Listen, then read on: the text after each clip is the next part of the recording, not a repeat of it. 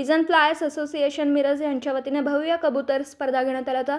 स्पर्धा 1 एप्रिल ते 30 एप्रिलपर्यंत सुरू होत्या। यामध्ये महाराष्ट्र राज्यातील सर्व कबूतर प्रेमींनी सहभाग घेतलेला, तसेच याचा बक्षीस समारंभ मोठ्या उत्साहात संपन्न करण्यात आला।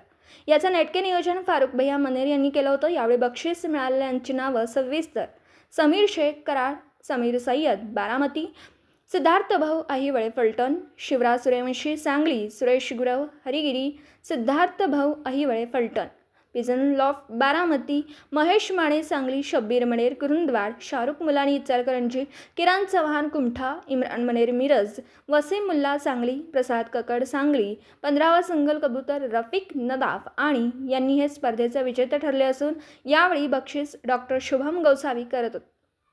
करण गोसावी, शरददादा जाधव, मयूर शेठ निकम, मिरजेचे नामवंत मोहम्मद भैया मनेर, आबा दाहिंजे, राजकुमार आडके, गणेश दोडमणी, नितीन भाऊ रुई, आनंदराव गाडेकर, अमजद भाई सोलापूर आणि मोहसिन शेख सोलापूर, बाळासाहेब खरा बारामती, गणेश गायकवाड फलटण यांच्या शुभहस्ते देण्यात आलं।